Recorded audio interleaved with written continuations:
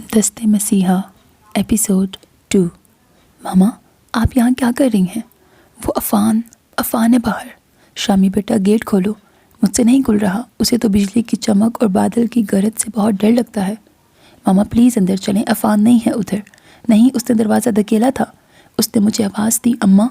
हशाम ने अपना बाजू उनके गिर्द हाइल किया और उन्हें लेकर अंदर की तरफ चला।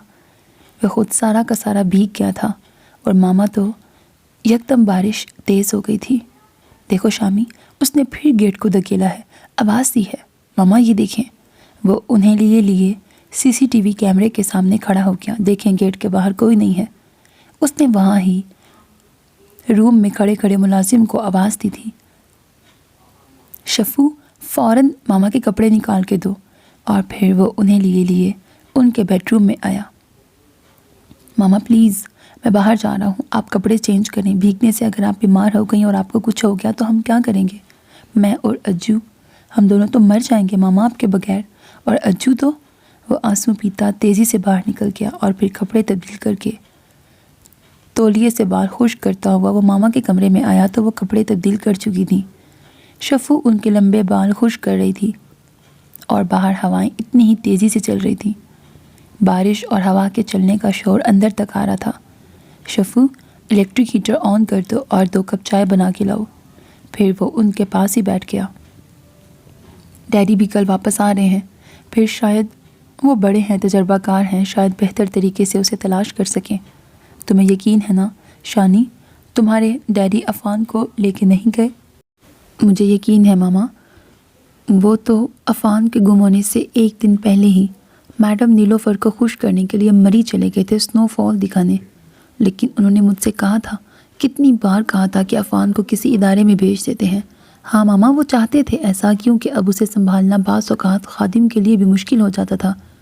लेकिन वो आपकी मर्ज़ी से आपको बता कर ले जाना चाहते थे अफान को, ताकि जब आपका दिल चाहे आप उससे मिलने जा सकें। हशाम उन्हें समझा रहा था और वो चुप सी बैठी थी। कभी उनका दिल चाहता था वो हशाम की बात का यकीन कर लें और कभी उन्हें लगता था नहीं, अब्दुर्रहमान ही ज़रूर अफान को लेके गया होगा। कितने दिनों की कोशिश के बाद हशाम को कल रात डैडी से राब्ता हुआ था। वो अफान की गुमशुदगी से कतई लाइल्म थे। वो तो खुद हैरान रह गए थे। शामी बेटा, उसे बाहर निकल के घूमने का शौक़ था। वो ज़रूर किसी की नज़र बचा के गेट से बाहर निकल गया होगा।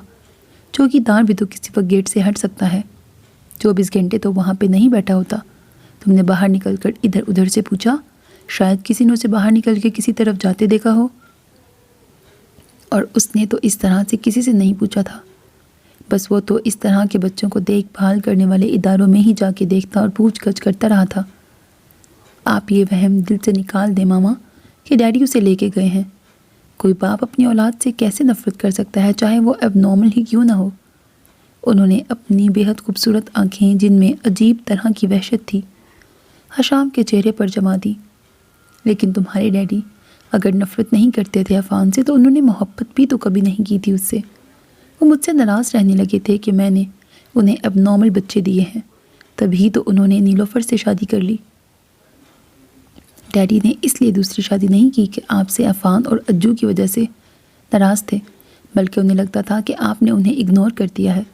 आपने खुद को अफान और अज्जू के लिए वक्फ कर दिया। और वो बात करते करते झिझक गया।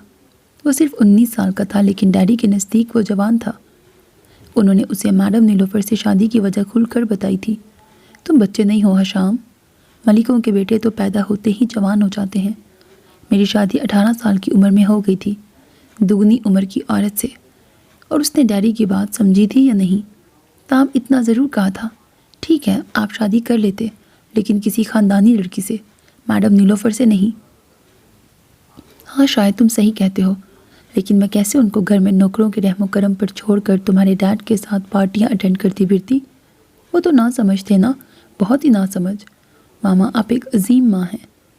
उसने उनके हाथ चूमे और शफू को चाय टेबल पर रखने के लिए कहा। अब आप चाय पिएं और कंबल ओढ़ के लेट जाएं। उन्होंने फिर सर हिला दिया था। मैं हूँ ना उधर लाउंज में ही बैठा हुआ। अफान आया तो मैं देख लूँगा, आप बेफिक्र रहें। अज्जू को भी देख लेना, क्या पता उसने कुछ मांगा हो, भूख लगी हो उसे, देख लूँगा। बल्कि अभी कुछ देर पहले ही गया था उसके कमरे में, वो अपनी गुड़िया से खेल रही थी। شامی تم بہت اچھے بیٹے ہو، بہت اچھے بھائی ہو، لیکن میں اچھی ماں نہیں ہوں، میں نے تمہارا خیال نہیں رکھا۔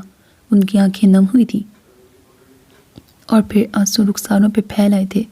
ماما ابھی میں نے آپ سے کیا کہا تھا کہ اب آپ ریلیکس رہیں گی اور بالکل نہیں روئیں گی؟ اس نے اپنے ہاتھوں سے ان کے آنسو پوچھے۔ آپ بہت اچھی ماں ہیں اور مجھے فخر ہے کہ میں آپ کا بیٹا ہوں۔ وہ مسکرایا۔ ان کے سونے کے بعد وہ تھکا تھکا سا باہر لاؤنج میں آ کے بیٹھ گیا۔ باہر بارش اسی تواتر سے برس رہی تھی اور تیز ہواؤں کا شور سہماتا تھا۔ اجو اور شفو کارپیٹ پہ بیٹھی ٹی وی دیکھ رہی تھی اور اجو تھوڑی تھوڑی دیر بعد تالی بجاتی تھی۔ وہ کچھ دیر لاؤنج میں ہی بیٹھا رہا۔ اس نے اجو سے بھی ایک دو باتیں کی تھیں، پھر اٹھ کر اپنے کمرے میں چلا گیا۔ کتنے دن ہو گئے تھے وہ کالج نہیں گیا تھا اور نہ ہی دادی کی طرف گیا تھا۔ امل پوچھے گی میں دادی کی طرف گیا تھا تو میں کیا کہوں گا؟ ناراض ہو جائے گی، لیکن میں کیا کروں؟ ماما کو اس حالت میں چھوڑ کے کیسے گھر سے نکلوں؟ خیر اگر ابھی بارش رک جاتی ہے تو ابھی جاتا ہوں، سڑک ہی تو کراس کرنی ہے۔ اور دادی امل کے جانے کے بعد کتنی اداس اور اکیلی ہیں، اور یہ امل کی بچی بھی اپنے پاپا کو کہہ نہیں سکتی تھی کہ مجھے یہاں ہی پڑھنا ہے۔ اگر بولٹن سے پڑھ کے آئے گی تو کیا کہیں منسٹر لگ جائے گی؟ اس نے ہولے سے سر جھٹکا۔ تبھی اس کا سیل بج اٹھا۔ اس نے دیکھا عمل کا نمبر تھا۔ ہے شامی کے بچے مجھے فون کرو۔ آن کرتے ہی اس کی آواز آئی تھی اور ساتھ ہی فون بند ہو گیا تھا۔ تو کیا تم خود فون نہیں کر سکتی تھی کنجوسوں کی سردار؟ اس نے اس کے ہیلو کرتے ہی ڈپٹا۔ کر سکتی تھی، لیکن تمہیں پتہ ہے نا یہاں سے بہت مہنگا پڑتا ہے اور وہاں پاکستان سے بہت سستا۔ بلکہ تم ایسا کرو گے لینڈ لائن سے کرو نا ہمارے فون پر، اور بھی سستا پڑے گا۔ رہنے دو، اب میں تمہارے جتنا کنجوس بھی نہیں ہوں۔ یہ بتاؤ ٹھیک ہو نا؟ ہاں میں تو ٹھیک ہوں، تم بتاؤ عفان کا کچھ پتہ چلا؟ وہ سنجیدہ ہوئی تھی۔ نہیں عمل، کچھ بھی پتہ نہیں چلا۔ ماما کی الگ پریشانی ہے، کبھی کبھی تو ایسا لگتا ہے جیسے وہ حواس میں نہیں ہے۔ اور ڈیڈی سے بات ہوئی؟ ہاں ڈیڈی کو کچھ علم نہیں ہے، وہ تو خود پریشان ہو گئے تھے، کہہ رہے تھے عبد الرحمن ملک کا بیٹا بھلے وہ نارمل نہ ہو، یوں لاوارث کسی گلی سڑک پہ مر جائے تف ہے اس پہ۔ اس کی آواز پر آ گئی تو وہ چپ کر گیا۔ شامی پلیز حوصلہ کرو نا، کاش میں وہاں ہوتی تو مامی کو سنبھال لیتی۔ دیکھ لینا عفان ضرور مل جائے گا، اتنی دعا کر رہی ہوں میں، اور میں نے موہت سے بھی کہا ہے کہ وہ دعا کرے۔ پتہ ہے موہت 5 وقت نماز باقاعدگی سے پڑھتا ہے اور اس نے مجھ سے وعدہ کیا ہے کہ وہ ضرور عفان کے لیے دعا کرے گا۔ اس کی ریل گاڑی چل پڑی تھی۔ حشام خاموشی سے سن رہا تھا۔ ویسے وہ خود اپنی دعا کی قبولیت پر اتنا یقین نہیں رکھتا۔ اس کی ماما ہے نا 7 سال سے کومے میں ہے اور وہ کہتا ہے کہ وہ دعائیں مانگ مانگ کے تھک گیا ہے۔ 7 سال سے شاید اس کی زبان میں تاثیر نہیں ہے۔ یہ موہت کون ہے عمل؟ حشام کو اس انجان لڑکے سے بے حد جلن سی محسوس ہوئی۔ وہ پہلی بار عمل کے منہ سے اپنے علاوہ کسی اور کا نام سن رہا تھا۔ ہاں موہت عثمان ہے، یہ ہمارا پڑوسی، گھر بالکل ساتھ ہے۔ کل رات اس نے ڈنر ہمارے ساتھ ہی کیا تھا اور پتہ ہے اسے میرے ہاتھ کا بنا ہوا پلاؤ بے حد پسند آیا تھا، اور پودینے کی چٹنی تو اس نے بہت شوق سے کھائی تھی۔ اچھا۔ حشام بے حد بیزار ہوا۔ کیا کرتا ہے؟ میرا مطلب ہے پڑھتا ہے یا جاب وغیرہ کرتا ہے؟ اپنے سوال سے وہ شاید اس کی عمر کا اندازہ کرنا چاہتا تھا۔ ہاں وہ پڑھتا ہے، یہاں ہی بولٹن میں میکینیکل انجینئرنگ کر رہا ہے، 3 سال میں ہے۔ کیسا ہے؟ اچھا ہے، بہت ہینڈسم اور شاندار۔ اس کی آنکھیں اور بال اتنے پیارے ہیں، وہ بالکل غیر ملکی لگتا ہے۔ میں نے تم سے اس کے حسن کا قصیدہ سننے کو نہیں کہا عمل؟ وہ جل کر جیسے راکھ ہوا تھا۔ میں نے پوچھا تھا کہ مہذب اور شریف۔ ہاں بہت مہذب اور ڈیسنٹ ہے، عمل نے جوش سے کہا۔ اس نے برا سا منہ بنایا اور اسے نصیحت کی۔ دیکھو عمل، دھیان سے رہنا، وہاں کچھ پتہ نہیں ہوتا لوگوں کا، دیکھنے میں اچھے لگتے ہیں اور حقیقت میں کیا ہوتے ہیں۔ تمہیں بہت جلدی اس سے بے تکلف ہونے کی ضرورت نہیں، بس فاصلہ رکھنا اور اس کے ساتھ تنہا کہیں گھومنے مت جانا۔ توبہ ہے شامی، وہ بے اختیار ہنسی تھی۔ تم مجھ سے صرف چند دن بڑے ہو، لیکن نصیحت کرنے کا کوئی موقع ہاتھ سے جانے نہیں دیتے۔ تمہیں برا لگتا ہے؟ وہ سنجیدہ ہوا۔ نہیں بالکل بھی نہیں۔ اور تبھی فون سے ٹوں ٹوں کی آواز آنے لگی تھی۔ بیلنس ختم ہو گیا تھا شاید۔ اس نے فون بیڈ پہ پھینک دیا اور اس کے ساتھ ہی میسج کی ٹون آئی تھی۔ عمل کا میسج تھا۔ اللہ حافظ شامی، کل بات کروں گی، لگتا ہے تمہارا بیلنس شو ہو گیا، ساتھ ہی ہنستا ہوا کارٹون۔ اس نے فون پھر سے بیڈ پر پھینک دیا۔ پتہ نہیں کیوں اسے عمل پہ غصہ آ رہا تھا۔ میں دادی سے کہوں گا وہ عمل کو واپس بلا لیں، وہاں اس ملک میں کتنی آزادی اور بے حیائی ہے، اور دادی کو تو اسے بھیجنا ہی نہیں چاہیے تھا۔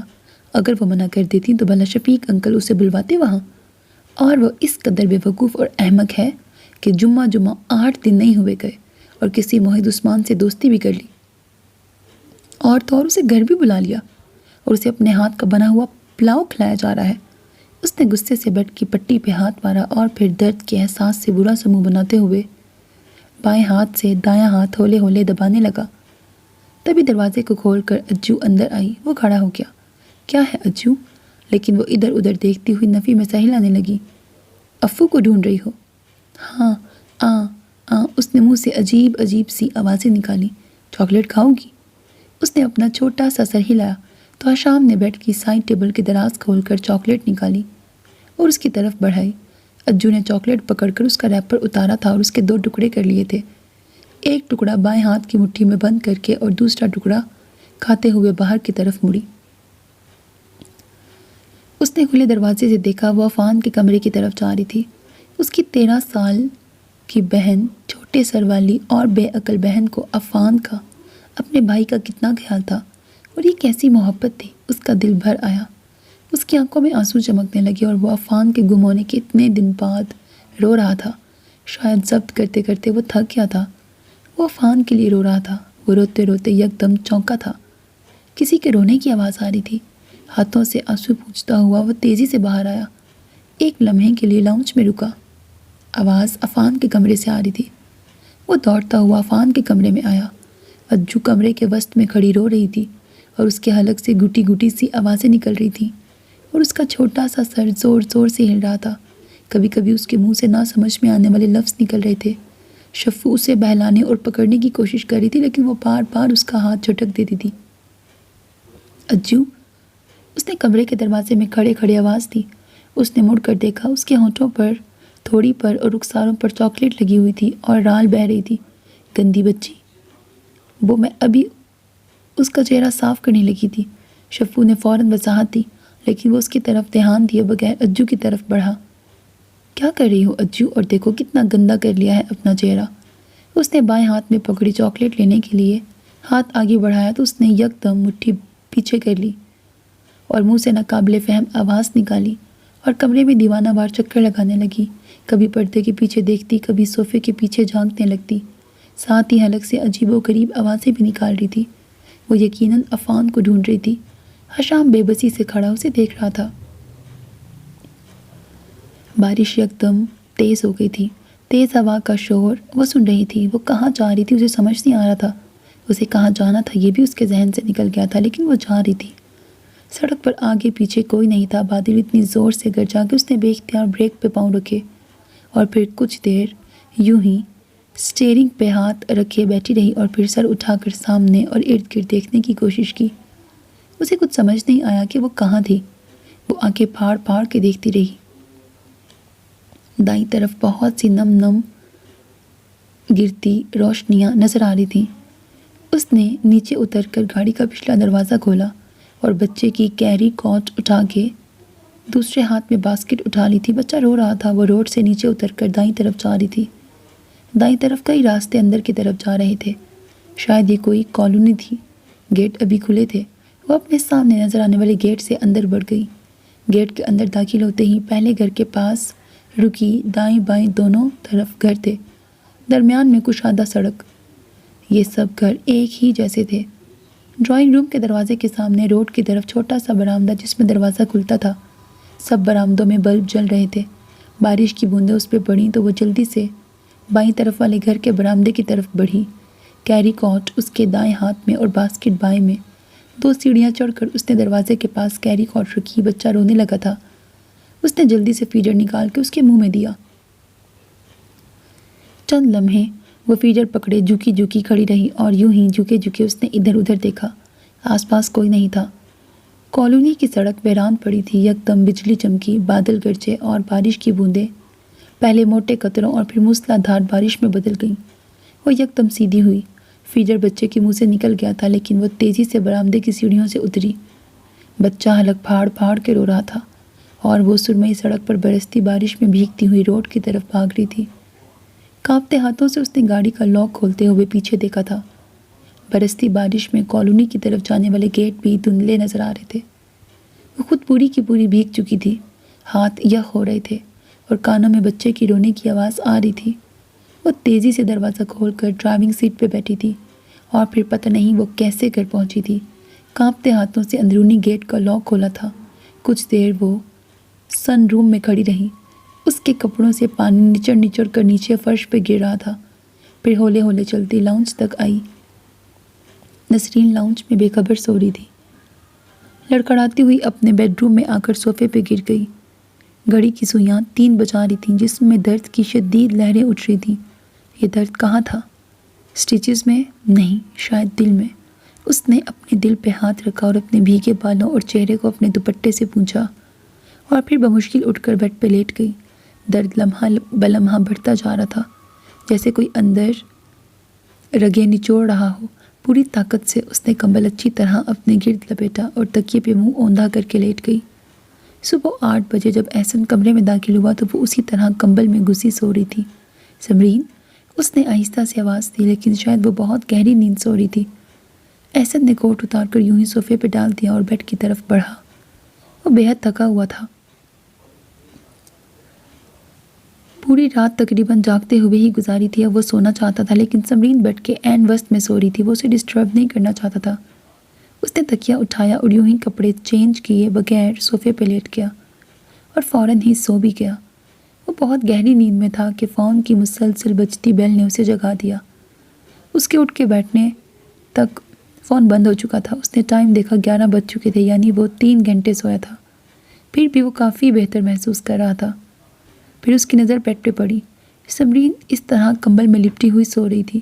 سمرین، وہ بیڈ کے قریب آیا اور اس کے چہرے سے کمبل ہٹایا اور پیشانی پر ہاتھ رکھا اور پھر فوراً اٹھا لیا۔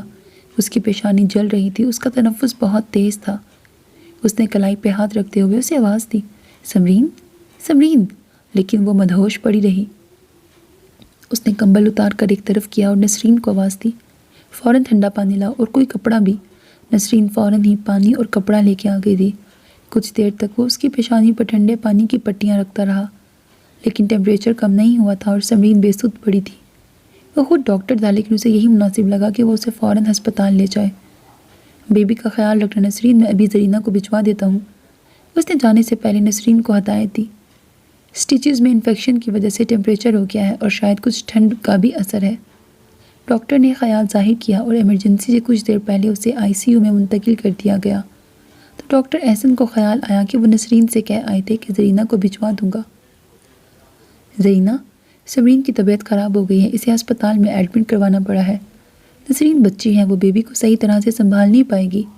میں جانتا ہوں آپ کا اپنا بیٹا بھی بیمار ہے، لیکن بس تھوڑی دیر کے لیے، شام تک سمرین کی والدہ اور بہن آ جائیں گی، پھر آپ چلی جائیے گا۔ کوئی بات نہیں سر، میرا بیٹا دادی کے پاس خوش رہے گا۔ اور بچے کی طرف سے مطمئن ہو کر وہ پھر سمرین کے پاس آ کے بیٹھ گئے، لیکن یہ اطمینان زیادہ دیر تک نہ رہ سکا۔ کچھ ہی دیر بعد سسٹر ریٹا نے بتایا کہ ان کا فون ہے، دوسری طرف زرینہ تھی۔ سر، بیبی گھر میں نہیں ہے، کہیں بھی نہیں۔ کیا مطلب تمہارا؟ کہاں گیا وہ؟ سر، وہ کہیں نہیں ہے، گیسٹ روم میں، بیڈ روم میں، لاؤنج میں، کہیں بھی نہیں۔ نسرین کہہ رہی ہے رات کو وہ بیگم صاحبہ کے پاس بیڈ پہ سو رہا تھا۔ نسرین نے خود وہاں ان کے پاس لے جایا تھا۔ مجھے کچھ سمجھ نہیں آ رہی زرینہ، آخر اس نے کہاں جانا ہے؟ وہ چل تو نہیں سکتا نا؟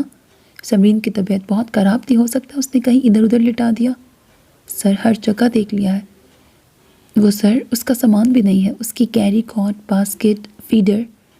زرینہ، اب وہاں ہی رکے، میں آ رہا ہوں۔ اور احسن کو لگا جیسے اس کا دماغ خراب ہو جائے گا۔ وہ فون بند کر کے تقریباً دوڑتا ہوا ICU میں آیا تھا۔ سمرین، سمرین، اس نے اسے جھنجھوڑ ڈالا، بیبی کہاں ہے؟ سمرین نے ذرا دیر کو آنکھیں کھول کے اسے دیکھا اور پھر آنکھیں بند کر لیں۔ 2-3 بار ایسے ہی ہوا، وہ اس کے جھنجھوڑنے پر آنکھیں کھولتی اور پھر بند کر دیتی۔ وہ کچھ بڑبڑائی تھی، کچھ کہا تھا اس نے، لیکن احسن کو سمجھ نہیں آیا۔ تب سسٹر ریٹا کو ہدایت دے کر وہ ہسپتال سے باہر نکل آیا اور فل سپیڈ پہ گاڑی دوڑاتا گھر پہنچا۔ گاڑی سے اترتے ہی اس کی نظر سمرین کی گاڑی پہ پڑی۔ اس کے ٹائروں پر کیچڑ لگا تھا اور باڈی پر بھی کیچڑ کے چھینٹے تھے۔ صبح اس نے دھیان نہیں دیا تھا۔ رات طوفانی بارش ہوئی تھی اور گاڑی یقیناً گھر سے باہر نکالی گئی تھی۔ خان چاچا رات کو قاسم گاڑی لے کر باہر کسی کام سے گیا تھا؟ نہیں جی، قاسم تو چھٹی پر ہے۔ خان بھی گاڑی کو بغور دیکھ رہا تھا۔ جب تیز بارش ہو رہی تھی تو مجھے ایک بار گیٹ کھلنے کی اور گاڑی کی آواز آئی تھی۔ میں چیک کرنے آیا تھا، گاڑی کھڑی تھی اور خان بتا رہا تھا۔ احسن نے سر ہلا دیا۔ لگتا ہے ٹھنڈ بھی لگ گئی ہے۔ ڈاکٹر کا خیال تو کیا سمرین باہر گئی تھی؟ لیکن کہاں؟ کیا وہ بچے کو کہیں؟ اور اس سے آگے سوچنے کے لیے ذہن تیار نہ تھا۔ وہ تیزی سے چلتا اندر گھر میں آیا۔ نسرین نے اسے وہی کچھ بتایا جو زرینہ بتا چکی تھی۔ وہ کچھ دیر صوفے کی پشت پر سر رکھے خود کو پرسکون کرنے کی کوشش کرتا رہا۔ سمرین اگر باہر گئی تھی تو کیوں، اور وہ بچے کو کہاں چھوڑ آئی تھی؟ وہ بے چین ہو کے اٹھا۔ ایک بار پھر وہ اسپتال جا رہا تھا۔ 3 دن تک وہ ہوش و بے ہوش کے درمیان رہی۔ اس کے سٹیچز میں انفیکشن ہو گیا تھا، بھیگے کپڑوں میں سو جانے کی وجہ سے نمونیا کا اٹیک بھی ہو گیا تھا۔ اس کا ٹیمپریچر کسی طور کم نہیں ہو رہا تھا۔ وہ ذرا دیر کو آنکھیں کھولتی تو احسن اس سے بچے کے متعلق پوچھتا تھا، لیکن پھر اس کی آنکھیں بند ہو جاتی تھیں۔ 3 دن بعد اس کا ٹیمپریچر کم ہوا تھا اور وہ بیڈ پہ بیٹھی سبین کے ہاتھ سے سوپ پی رہی تھی۔ جب احسن کمرے میں آیا، اس کا چہرہ ستا ہوا تھا، آنکھیں سوجی ہوئی تھی۔ ان 3 دنوں میں ایک رات بھی ٹھیک طرح سے سو نہیں سکا تھا۔ سمرین، وہ بولا تو سمرین کو اس کی آواز اجنبی سی لگی۔ میرا بیٹا کہاں ہے؟ کہاں چھوڑ آئی ہو اسے؟ سمرین کی آنکھیں ڈبڈبا گئی اور ہونٹ لرزنے لگے۔ بولو۔ اس نے بیڈ کے قریب آتے ہوئے اس کا بازو پکڑ کر جھنجھوڑ ڈالا۔ کسی گٹر میں، کوڑے کے ڈرم میں؟ احسن بیٹا آہستہ بولو، اسپتال ہے یہ۔ سمرین کی ممی نے ملتجی نظروں سے احسن کو دیکھا۔ نہیں، سمرین نے نفی میں سر ہلایا۔ کیا نہیں؟ منہ سے بولو۔ وہ، میں، اور وہ دونوں ہاتھوں میں منہ چھپا کے رونے لگی۔ کوئی بہانہ مت بنانا سمرین۔ سچ، صرف سچ سننا چاہتا ہوں میں۔ آپ بھی پلیز کچھ تو بولیں۔ آپ نے بیبی کو کہاں؟ سبین نے سہمی سہمی آواز میں پوچھا۔ وہ بہت بدصورت تھا سبین۔ اس کے چہرے پر، ماتھے پر، رخساروں پر سسٹ تھیں، پلکیں لرز رہی تھیں اور اس کے کناروں پر آنسو اٹکے تھے۔ تو تم نے اس کا گلا گھونٹ دیا اور؟ احسن نے اس کی بات کاٹی۔ نہیں۔ وہ تیزی سے نفی میں سر ہلانے لگی۔ بولو نا، چپ کیوں کر گئی ہو؟ میں نے ایک بار اس روڈ پر ایک عمارت پر یتیم خانے کا بورڈ لگا دیکھا تھا، میں اسے وہاں چھوڑنے گئی تھی۔ اچھا؟ احسن نے طنزیہ نظروں سے اسے دیکھا۔ زندہ باپ کو مار دیا تم نے؟ بہت بارش تھی، اندھیرا تھا، مجھے وہ عمارت نظر نہیں آئی اور مجھے ڈر بھی لگ رہا تھا۔ پھر واپس آتے ہوئے ایک جگہ روڈ پر میں نے گاڑی روکی۔ روڈ سے ادھر کوئی کالونی تھی، میں اندر چلی گئی اور وہاں… وہ خاموش ہو کر احسن کو دیکھنے لگی۔ احسن بے چینی سے اسے دیکھ رہا تھا۔ سبین نے اس کے بازو پہ ہاتھ رکھا۔ ممی نے حوصلہ دیا۔ ہاں ہاں بیٹا بولو۔ وہاں کالونی کے ایک گھر کے باہر والے برآمدے میں نے اسے رکھ دیا۔ سبین اور ممی حیرت سے اسے دیکھ رہی تھی۔ تم نے سمرین، اپنے بچے کو سردی اور بارش میں مرنے کے لیے چھوڑ دیا؟ یقین نہیں آ رہا مجھے، یقین نہیں آ رہا۔ رات کے 1 بجے کتوں بلیوں کی خوراک بننے کے لیے تم نے اپنے بچے کو… شدت غم سے احسن کی آواز پھٹ گئی۔ اس نے اپنے بال مٹھیوں میں جکڑ کر کھینچے۔ عجیب سی اذیت تھی جو رگ و پے میں اتر گئی تھی۔ سمرین نے سر جھکا لیا۔ سمو، تم نے یہ کیا کیا؟ کوئی یوں اپنے جگر کے ٹکڑے کو… ممی نے تعصب سے سر ہلایا۔ وہ اللہ کی طرف سے آزمائش تھی، تم صبر سے، حوصلے سے اس آزمائش پہ پورا اترتی تو اللہ تمہاری جھولی بھر دیتا۔ احسن کہہ رہا تھا۔ وہ ٹھیک ہو جاتا، سسٹ کو آپریٹ کر کے ریموو کر دیا جاتا اور کٹے ہوئے اعضاء کی گرافٹنگ ہو جاتی ہے۔ آزمائش یا سزا؟ اس نے یکدم سے سر اٹھا کے ان کی طرف دیکھا۔ وہ سزا تھا ممی، مسلسل سزا تھا میرے کسی ناکردہ گناہ کی۔ میں نے اس کا کتنا انتظار کیا تھا، کتنے خواب دیکھے تھے اس کے لیے، لیکن… اٹھو۔ احسن نے جیسے غم کی شدت پر قابو پایا تھا۔ چلو میرے ساتھ، بتاؤ کہاں، کس جگہ چھوڑا تھا؟ کیا خبر اللہ کا کوئی نیک بندہ اس پہر جاگ گیا ہو اور اس کے رونے کی آواز سن کے اسے اٹھا لیا ہو۔ احسن اسے بازو سے پکڑے پکڑے باہر کی طرف جا رہا تھا۔ وہ تقریباً گھسٹتی ہوئی اس کے ساتھ جا رہی تھی۔ اس کی ممی اٹھی تھی، شاید وہ بھی ساتھ ہی جانا چاہتی تھی، لیکن احسن باہر نکل گیا تھا۔ وہ پھر بیٹھ گئیں۔ سبین نے آنسو بھری آنکھوں سے ان کی طرف دیکھا۔ آپ ہی نے ایسا کیوں کیا امی؟ کبھی کبھی کسی کیوں کا جواب ہمارے پاس نہیں ہوتا، بس کبھی کوئی ایک غلط کام سارے راستے کھوٹے کر دیتا ہے۔ دعا کرو وہ مل جائے، ورنہ پتہ نہیں کیا ہوگا۔ آنسو ان کے رخساروں پر پھسل گئے اور انہوں نے دعا کے لیے ہاتھ اٹھا دیے۔ بیٹھو۔ احسن نے پیسنجر سیٹ کا دروازہ کھول کر اسے بیٹھنے کے لیے کہا اور گاڑی چلا دی۔ ادھر مڑ کر پھر آگے سیدھا جانا ہے، وہ اسے گائیڈ کر رہی تھی اور احسن مسلسل بول رہا تھا اور اس کا ہر جملہ سمرین کو کسی خنجر کی طرح کاٹتا جا رہا تھا۔ تو تمہیں وہ بدصورت لگا سمرین بیگم؟ تم نے اسے دیکھا ہی کب تھا؟ تم دیکھتی تو تمہیں پتہ چلتا وہ کتنا خوبصورت تھا۔ اس کی آنکھیں کتنی خوبصورت تھیں، براؤن براؤن، سنہری سنہری سی، اور اس کی پلکیں کتنی گھنی تھیں، پیچھے مڑی ہوئی۔ میں نے کسی نومولود بچے کی ایسی پلکیں نہیں دیکھی تھیں، بالکل تمہاری پلکوں جیسی، لیکن تمہیں صرف اس کی پیشانی اور رخسار پر سست نظر آئیں۔ تم نے اس کا کٹا ہوا ہونٹ دیکھا، اس کی ناک کا سوراخ نظر آیا تمہیں، اور تم نے کہا وہ بدصورت ہے۔ بدصورت تو تم ہو، تمہارا دل، تمہاری روح، تمہارا من، سب بدصورت ہیں۔ تف ہے تم پہ سمرین، میں نے تم سے محبت کی، میں نے تمہیں چاہا، مجھے اپنے آپ سے نفرت ہو رہی ہے۔ وہ بول رہا تھا غصے سے، نفرت سے، ناراضگی سے، اور سمرین ہاتھ میں گود دھرے ونڈو اسکرین سے باہر دیکھ رہی تھی۔ وہ اس سے محبت کرتا ہے، نہیں بلکہ عشق کیا ہے اس نے۔ میں نے غلط کیا، لیکن وہ مجھے معاف کر دے گا، ابھی غصے میں ہے، کچھ بھی کہہ سکتا ہے، لیکن ہمیشہ ناراض نہیں رہ سکتا۔ میں اسے اب زیادہ انتظار نہیں کرواؤں گی، اور فوراً ہی دوسرا بچہ۔ اب وہ یو ٹرن سے کالونی کی طرف آ رہے تھے۔ روکو، روکو یہاں۔ ایک جگہ اس نے گاڑی رکوائی۔ نیچے اتر کر اس نے کالونی کے گیٹ کی طرف اشارہ کیا۔ میں یہاں سے اندر گئی تھی، اور اندر داخل ہوتے ہی بائیں طرف پہلے گھر کے برآمدے میں۔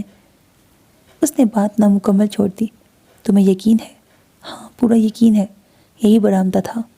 اور احسن نے چند قدم آگے بڑھ کر چھوٹے سے گیٹ پر ہاتھ رکھا۔ اسے لگا جیسے اس کا دل دگنی رفتار سے دھڑک رہا ہو۔ پنو، کیا تم ناراض ہو مجھ سے؟ موہت کو عمل کی خاموشی سے الجھن ہو رہی تھی۔ عمل نے نفی میں سر ہلا دیا۔ وہ اس سے ذرا فاصلے پر اسی بینچ پہ بیٹھی سامنے دیکھ رہی تھی۔ اس نے صبح صبح عمل کو جاگنگ کے لیے پارک میں جاتے دیکھا تھا۔ آج اس کی کلاسز نہیں تھیں اور وہ صرف عمل کو دیکھنے کے لیے باہر نکلا تھا۔ پہلی ملاقات کو 1 ماہ 4 دن گزر گئے تھے، اور اس 1 ماہ 4 دن میں اس کی عمل سے روز ہی ملاقات ہوتی رہی تھی، سوائے ان آخری 4 دنوں کے۔ صبح جب وہ یونیورسٹی کے لیے نکل رہا ہوتا تو اکثر گیٹ پر عمل سے ہیلو ہائی ہو جاتی۔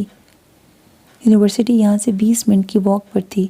کبھی وہ گھر چلی آتی کوئی نہ کوئی چیز لے کر۔ یہ بریانی بنائی تھی، لے لو۔ یہ آج کڑھائی تیار کی ہے، چکھو تو کیسی ہے۔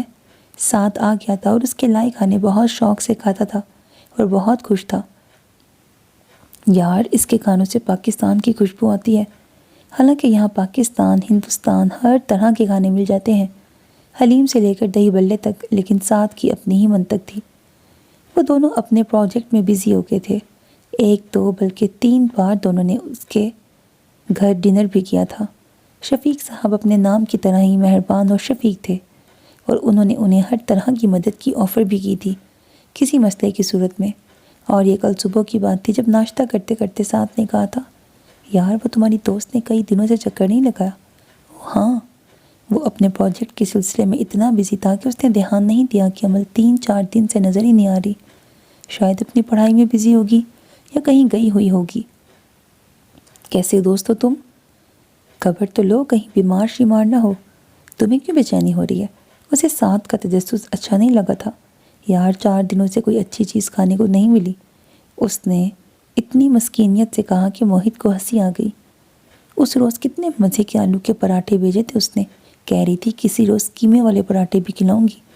ساتھ نے اپنے سامنے پڑے ادھ جلے ٹوسٹ کو دیکھا تھا۔ ان کا ٹوسٹر خراب تھا اور موہت 3 دن سے فرائی پین میں سلائس سیک رہا تھا، اور موہت نے سوچا تھا ہم واقعی کہیں بیمار نہ ہو، اور پھر اس نے 3 4 چکر لان کے بھی لگائے تھے اور اچک کر باڑ کے اس طرف بھی دیکھا تھا، لیکن ان کا لان ویران پڑا تھا۔ لیکن پھر کچھ دیر بعد اسے شفیق صاحب اپنے گیٹ سے نکلتے نظر آ گئے تو سلام کر کے اس نے فوراً عمل کا پوچھا تھا، عمل کیسی ہے انکل؟ 3 4 دن سے نظر نہیں آ رہی۔ ہاں ٹھیک ہے، شفیق صاحب نے نرمی سے کہا تھا، آج کل ذرا پڑھائی کی طرف دھیان دے رہی ہے۔ تم نے تو کچھ نہیں کہا عمل کو؟ کچھ دیر بعد وہ اندر آ کر سعد سے پوچھ رہا تھا۔ سعد نے لیپ ٹاپ سے نظر ہٹا کے حیرت سے اسے دیکھا تھا۔ میں نے بولا کیا کہنا تھا؟ مجھے تو وہ بالکل اپنی چھوٹی بہن کومل کی طرح لگتی ہے، اور ہم پاکستانی اپنی بہنوں اور بیٹیوں کی عزت کے لیے جان دیتے ہوئے بھی نہیں جھجکتے۔ پتہ نہیں سعد نے کیا سمجھا تھا۔ سوری یار، وہ شرمندہ ہوا تھا۔ میرا یہ مطلب نہیں تھا، میں تو سوچ رہا ہوں کہ کہیں ہماری کوئی بات اسے بری تو نہیں لگ گئی، ورنہ وہ… سعد نے لمحہ بھر بغور اسے دیکھا۔ اگر وہ ناراض بھی ہے تو تمہاری کسی بات سے ناراض ہوئی ہوگی۔ تم سوچو تم نے ایسی کیا بات کی ہے؟ اور وہ زندگی میں پہلی بار ماما بابا کے علاوہ کسی اور کے متعلق سوچ رہا تھا۔ بے حد سوچنے کے باوجود بھی اسے کوئی ایسی بات سمجھ نہ آئی جس پہ وہ ناراض ہو سکتی تھی۔ اسے لگا جیسے اس کا ناراض ہونا اس کے لیے بہت اہم ہو۔ وہ سکون سے پڑھ بھی نہیں پا رہا تھا۔ کتنی بار اس نے سوچا کہ وہ اس کے گھر چلا جائے اور پوچھ لے کہ وہ کہاں گئی ہے اتنے دنوں سے، لیکن پھر اسے مناسب نہ لگا، اور اس نے سوچا کہ وہ صبح پارک میں جائے گا۔ عمل ہر روز واک کے لیے پارک جاتی تھی، تو وہاں پوچھ لے گا کہ وہ آج کل نظر کیوں نہیں آ رہی۔ سو جب اس نے اسے پارک میں جاتے دیکھا تو خود ہی پارک میں آ گیا، بینچ پہ بیٹھ کر اس کا انتظار کرنے لگا تھا۔ اس روز کے بعد وہ آج پارک میں آیا تھا، اور جب وہ دوڑتے دوڑتے رکی تھی تو اس نے پکار لیا تھا، ہے عمل کہاں غائب ہو؟ وہ ٹیشو سے پیشانی کا پسینہ پونچھتے ہوئے بینچ پہ آ کے بیٹھ گئی تھی۔ کہیں نہیں۔ موہت کو اس سے پہلے وہ کبھی اتنی سنجیدہ نہیں لگی تھی، تبھی اس نے پوچھ لیا تھا، ناراض ہو؟ اب اس نے موہت کی طرف دیکھا۔ مجھے دکھ اور افسوس تم پر ہے موہت۔ اب وہ پوری کی پوری اس کی طرف مڑ گئی تھی۔ تم نے مجھے کیسی لڑکی سمجھا تھا موہت عثمان؟ اس کی سبز آنکھوں میں موہت کو نمی سے نظر آئی تھی، اور وہ بے چین ہو گیا تھا۔ عمل پلیز، مجھے تمہاری بات سمجھ نہیں آئی۔ میں تمہاری بہت عزت کرتا ہوں، میں نے کوئی ایسی بات، کوئی ایسی حرکت نہیں کی جس سے تمہیں تکلیف پہنچی ہو۔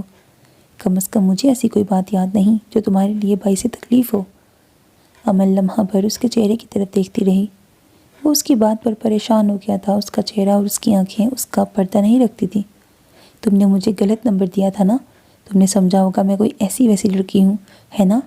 نہیں، ہرگز نہیں، وہ تیزی سے بولا۔ میں نے ایسا کچھ نہیں سوچا تھا، بس میں نے یوں ہی… میرا مطلب یہ ہے کہ میں نہیں سمجھتا تھا کہ ہم کبھی دوبارہ ملیں گے۔ وہ اپنی بات کی صحیح طرح وضاحت نہیں کر پا رہا تھا، اور یہ بھی چاہتا تھا کہ عمل اس کی بات سمجھ لے، اور اللہ نے ہمیں دوبارہ ملا دیا۔ اس کی سبز آنکھوں میں اب ناراضگی کی بجائے چمک تھی۔ عمل یقین کرو، اس روز اپنے کمرے میں جا کر بیڈ پہ لیٹ کر سونے سے پہلے جتنی بار میں نے تمہیں سوچا، اچھا سوچا، اور سچی بات ہے مجھے افسوس بھی ہوا کہ میں نے تمہیں غلط نمبر کیوں دیا، لیکن میں… اس نے بات ادھوری چھوڑ کر اس کی طرف دیکھا۔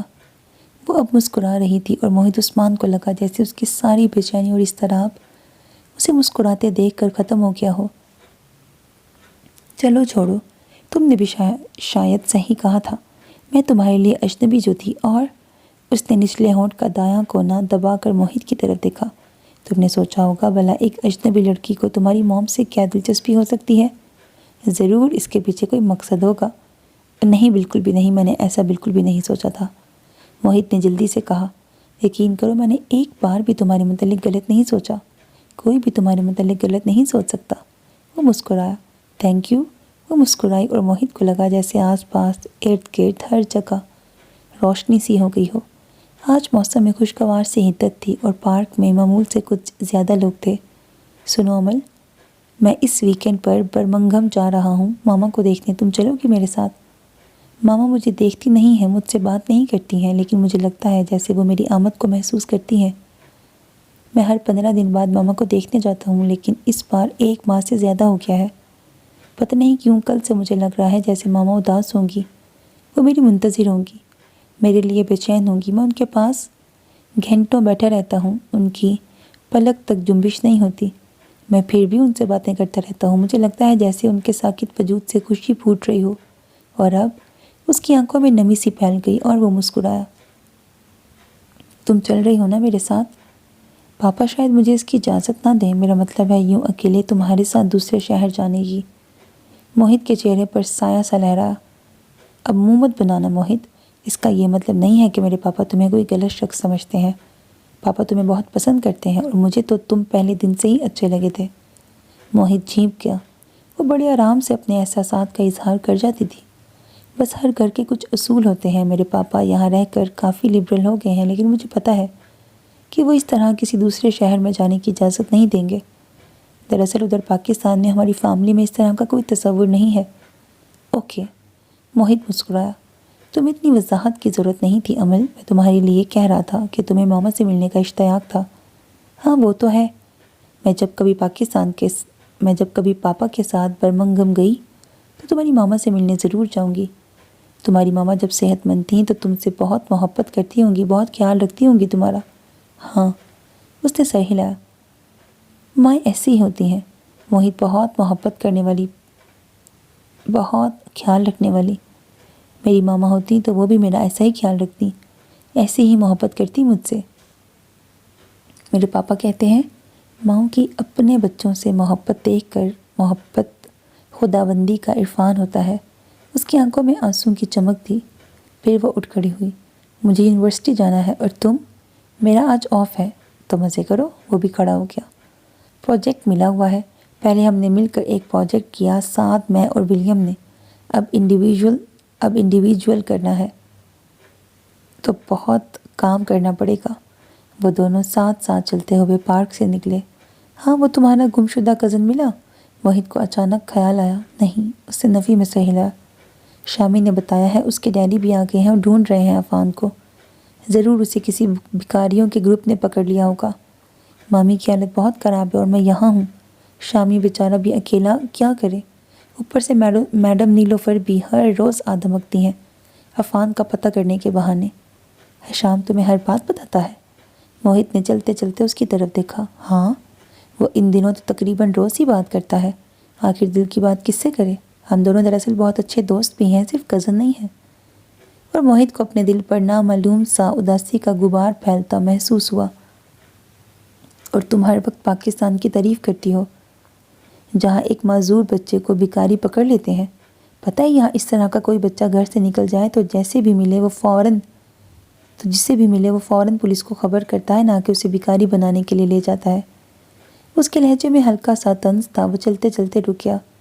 پاکستان تو پاکستان ہے اور جرائم کہاں نہیں ہوتے. اس نے کندھے اچکائے. یہاں بھی ہوں گے، لیکن اگر کوئی ہمارا اپنا کسی برائی میں مبتلا ہو جائے تو کیا ہم اسے ڈس اون کر سکتے ہیں؟ محبت کرنا چھوڑ سکتے ہیں؟ نہیں نا. تو میں بھی پاکستان سے محبت کرنا نہیں چھوڑ سکتی، نہ اسے ڈس اون کر سکتی ہوں. اب وہ گیٹ کے پاس پہنچ چکے تھے. سنو، آج کا ڈنر ہماری طرف کرنا. میں نے قیمہ کریلے اور ساتھ میں کھیر بنائی ہے. پاپا کو بہت پسند ہے. دادی نے بہت سارے کریلے تل کر دیے تھے، دیسی کریلے. میں نے یہاں آ کر فریز کر دیے تھے. Thank you. ویلکم. وہ اسے خدا حافظ کہہ کے اپنے گیٹ میں داخل ہو گئی. وہ کچھ دیر یوں ہی کھڑا رہا. سعد اس ڈنر کی دعوت کا سن کر یقیناً بہت خوش ہوگا. وہ مسکرایا. اور سعد خوش ہی نہیں ہوا تھا، اچھل پڑا تھا. آج کے دن کی یہ سب سے اچھی خبر ہے. وہ کچن میں سے ناشتہ بناتے بناتے باہر آیا تھا اور پھر واپس کچن میں جاتے ہوئے پوچھا، ویسے محترمہ کہاں غائب تھی؟ مصروف تھی کچھ. موہت نے اس کی ناراضگی کا بتانا مناسب نہیں سمجھا. یار ایک بات تو بتاؤ. ہاں پوچھو. وہ اس کے پیچھے ہی کچن میں آیا تھا. تم اسے پسند کرنے لگے ہو؟ اس نے انڈا توڑ کر فرائی پین میں ڈالا. کیا مطلب؟ وہ کچن ٹیبل کے کنارے پہ ٹک گیا. مطلب یہ کہ تم اس سے محبت کرنے لگے ہو. سعد نے پلیٹ میں انڈا نکالتے ہوئے مسکرا کر اسے دیکھا. وہ سٹ پٹایا. محبت؟ فضول باتیں نہ کرو سعد، میں نے ایسا کچھ نہیں سوچا.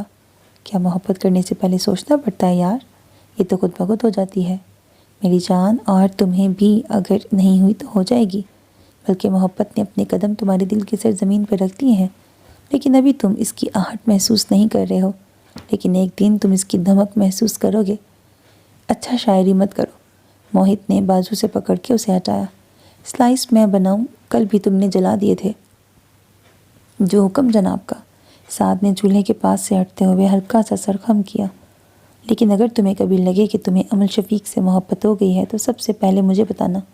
مجھے خوشی ہوگی، کیونکہ امل بہت اچھی لڑکی ہے. وہ تمہارے ساتھ سوٹ کرے گی. وہ بہت پیور ہے، بہت خالص.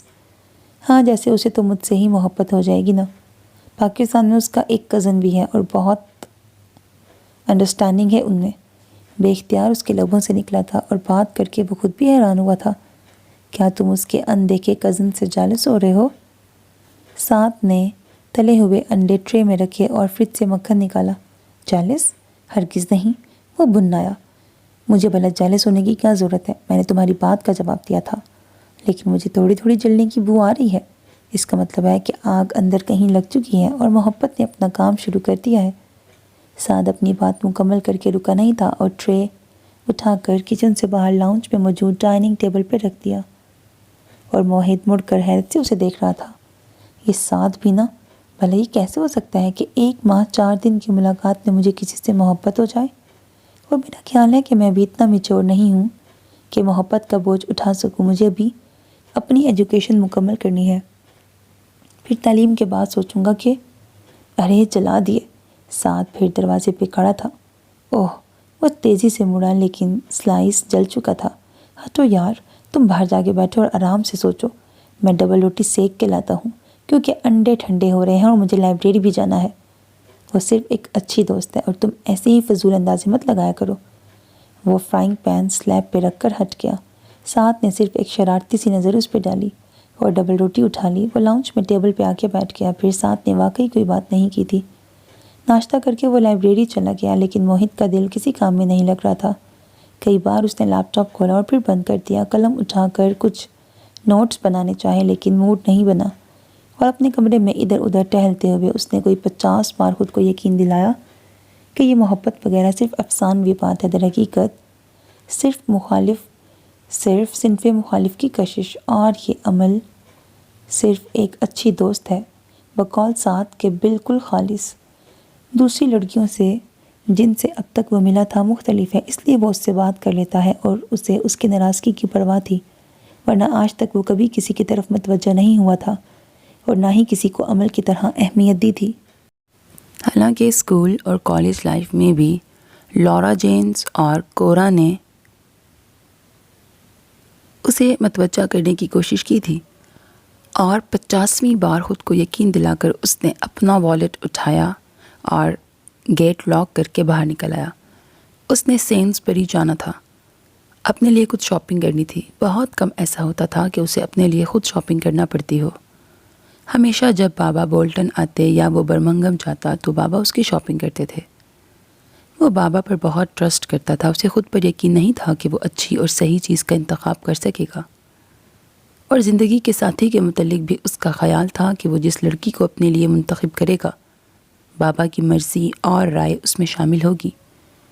برمنگھم جاؤں گا تو بابا کو ضرور عمل کے متعلق بتاؤں گا۔ وہ ایک بار پھر غیر ارادی طور پر عمل کے متعلق سوچنے لگا تھا۔ حشام نے لاؤنج میں قدم رکھا تو وہاں میڈم نیلوفر کو دیکھ کر اسے انتہائی کوفت ہوئی تھی۔ وہ لاؤنج میں ماما کے ساتھ بیٹھی تھی۔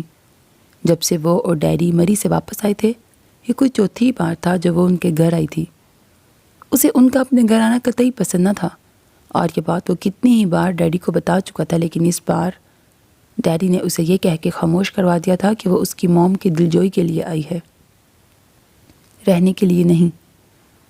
پھر میں اسے کیسے منع کر سکتا ہوں؟ عفان ابھی تک نہیں ملا تھا۔ اس نے آس پاس لوگوں سے پوچھا تھا، کسی نے عفان کو نہیں دیکھا تھا۔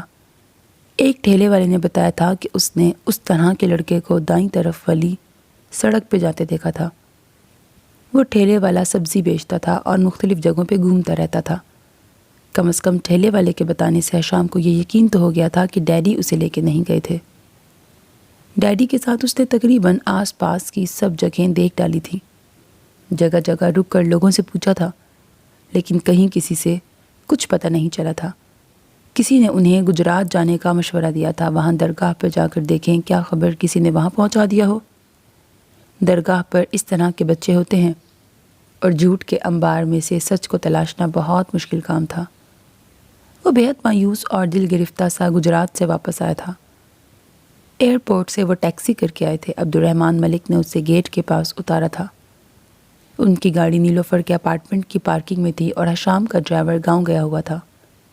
میں کل آؤں گا، اس وقت بہت تھکا ہوا ہوں اور تمہاری موم کا رونا برداشت نہیں کر سکتا۔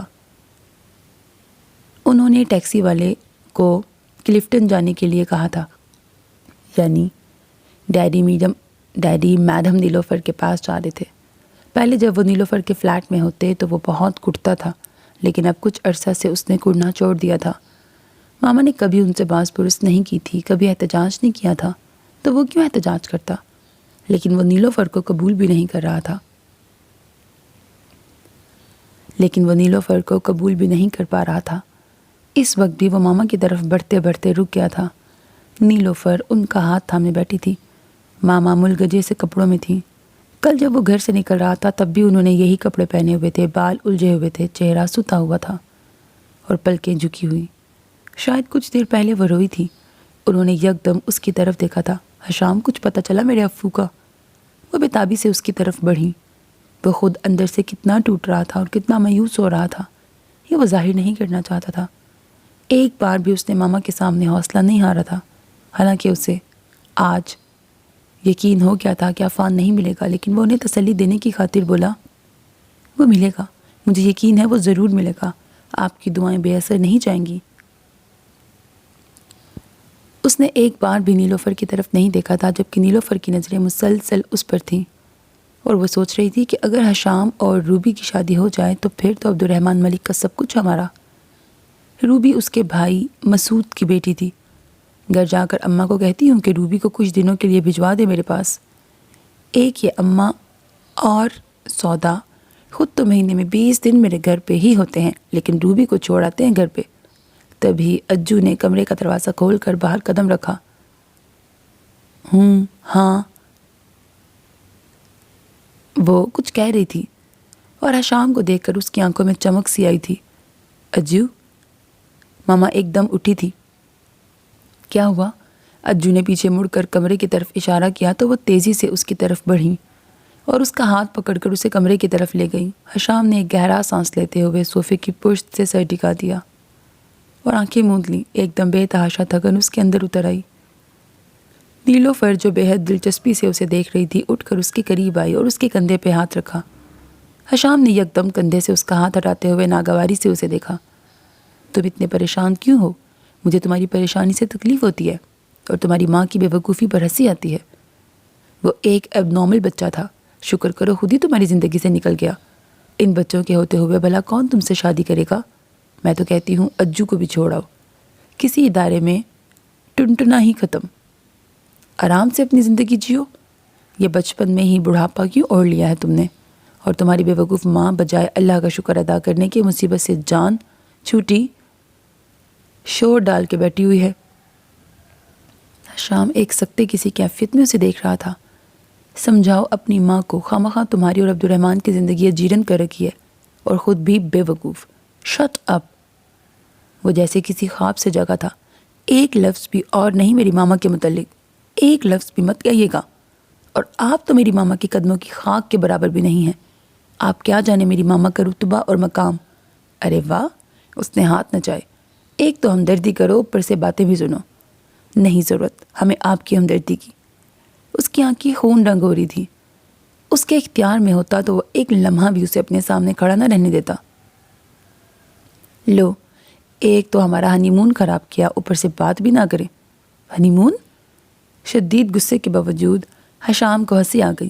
شادی کے 7 ماہ بعد ہنی مون منانے گئی تھی آپ میری؟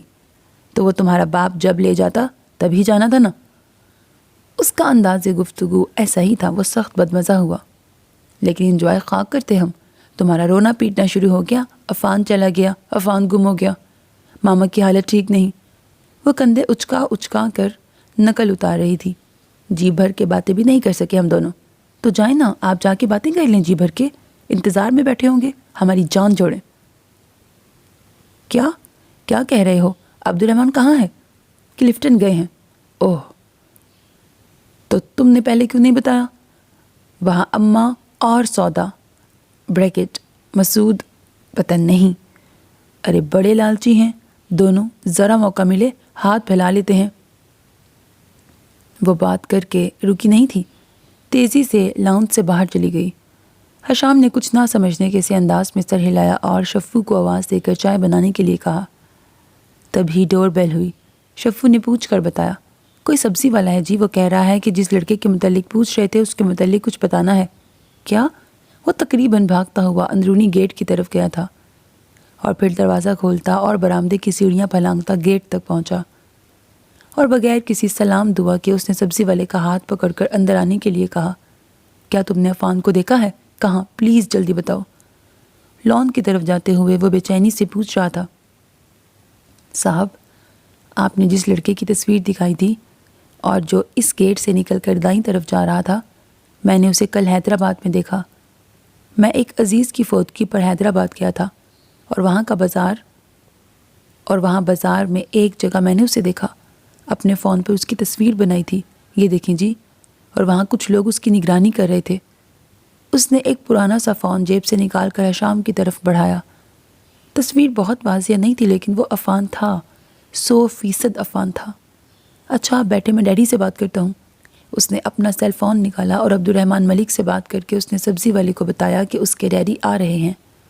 آپ کو ہمارے ساتھ چلنا ہوگا، باقی ہم دیکھ لیں گے، بس آپ ہمیں دور سے دکھا دیجیے گا، اور ہم نے اخبار میں جس انعام کے متعلق کہا تھا وہ رقم بھی آپ کو ملے گی، اور ہم آپ کے احسان مند بھی رہیں گے ہمیشہ۔ اب وہ بہت ٹھہر کر اور سوچ کر بول رہا تھا۔ کچھ ہی دیر بعد عبدالرحمن ملک آ گئے اور وہ سبزی والے کے ساتھ حیدرآباد نکل گئے۔ ماما پلیز، آپ کچھ دیر کے لیے گھر چلی جائیں، رات سے آپ یوں ہی بیٹھے ہیں، آپ نے رات سے کچھ کھایا پیا بھی نہیں ہے، گھر جا کر کچھ کھا پی کر بات وغیرہ لے کے فریش ہو کے آ جائیں۔ آئی سی یو کے باہر ایک طرف بنے چھوٹے سے کمرے کے بینچ پر بیٹھتے ہوئے حشام نے ماما کا ہاتھ پکڑتے ہوئے نرمی سے کہا، شامی وہ بچ تو جائے گا نا، ٹھیک تو ہو جائے گا؟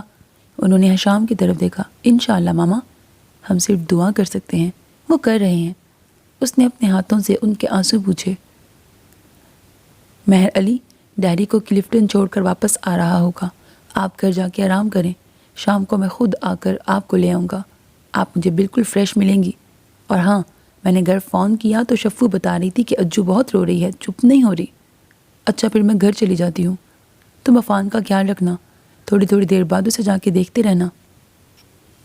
ٹھیک ہے ماما، ابھی مہر علی آ جاتا ہے تو آپ چلی جائیے گا، میں یہاں رہوں گا اور عفان کا خیال رکھوں گا۔ انہیں تسلی دے کر وہ اٹھا۔ عفان کا بیڈ سامنے ہی تھا، اسے آکسیجن لگی ہوئی تھی، اسے نمونیا کا شدید اٹیک ہوا تھا جس کی وجہ سے سانس لینے میں مشکل ہو رہی تھی۔ سبزی والا انہیں حیدرآباد کے اس بازار میں لے گیا تھا جہاں اس نے عفان کو دیکھا تھا۔ عفان وہاں ہی اسی جگہ پر دیوار سے ٹیک لگائے بیٹھا تھا اور اس کے سامنے بچھی چادر پر چھوٹے بڑے سکے اور نوٹ پڑے ہوئے تھے۔ عفان، وہ تیر کی طرح اس کی طرف لپکا تھا۔ عفان نے بند آنکھیں کھول کر اس کی طرف دیکھا تھا اور حشام کو لگا تھا جیسے اس کی آنکھوں میں پہچان کی چمک لہرائی ہو اور اس کے ہونٹوں سے کچھ غیر مبہم سی آوازیں نکلی ہوں۔ افو، عفان تم کہاں چلے گئے تھے؟ ماما بہت روتی ہیں، بہت یاد کرتی ہیں تمہیں۔ ماں، عفان کے لبوں سے نکلا تھا اور وہ کھڑا ہو گیا۔ اس کا ہاتھ ابھی تک حشام کے ہاتھوں میں تھا جب پیچھے سے ایک بندے نے حشام کے کندھے پر ہاتھ مارا تھا۔ ہے بابو، حشام نے مڑ کے دیکھا۔ وہ گھنی مونچھوں، کرخت چہرے اور سرخ خوفناک آنکھوں والا ایک شخص تھا۔ کہاں لے جا رہے ہو اسے؟ میرا بھائی ہے، گھر لے جا رہا ہوں۔ بھائی؟ وہ زور سے ہنسا تھا۔ ارے بہت دیکھے تیرے جیسے بھائی، چھوڑ اسے۔ اس نے حشام کے ہاتھ سے ایک جھٹکے سے عفان کا ہاتھ چھڑایا۔ تبھی عبدالرحمن ملک اور ان کے ساتھ ایس پی صاحب اور ان کے عملے کے افراد نے ان کے گرد گھیرا ڈال لیا تھا۔ وہ عفان کو کراچی لے آئے تھے لیکن اسے بہت ہائی فیور تھا۔ ڈاکٹر نے بتایا کہ نمونیا کا شدید اٹیک ہوا ہے اسے، شاید وہ بارش میں بھیگا تھا اور اس کا جسم اور پھیپھڑے کمزور تھے۔ پتہ نہیں وہ اس آدمی کے ہاتھ کیسے لگا تھا، وہ نہیں جان سکے تھے، لیکن ان کے لیے اتنا ہی کافی تھا کہ وہ مل گیا تھا، لیکن وہ بہت تکلیف میں تھا۔ ان لوگوں نے اسے بہت مارا بھی تھا، شاید جب وہ تکلیف سے روتا ہوگا تب، یا جب فٹس پڑتے ہوں گے تب۔ خادم نے جب اس کا لباس بدلوایا تو اس کے جسم پر ہر جگہ نیل دکھائی دیے۔ اس کی تکلیف کے پیش نظر اسے اسپتال میں ایڈمٹ کروانا پڑا تھا اور آج صبح سے وہ آئی سی یو میں تھا۔ مہر علی آ گیا ہے ماما، چلیں میں آپ کو گاڑی تک چھوڑ آؤں۔ اس نے ان کا ہاتھ پکڑ کر اٹھایا اور وہ دونوں نیچے جانے والی سیڑھیوں کی طرف بڑھ گئے۔ ممی پلیز مجھے بھی اپنے ساتھ لے جائیں، سمرین نے التجا کی۔ مجھ سے احسن کا رویہ برداشت نہیں ہوتا۔ ممی نے بے بسی اور تعصب سے اسے دیکھا۔ بات کروں گی میں احسن سے، پر سمو تم نے بہت ظلم کیا احسن پر، خود پر۔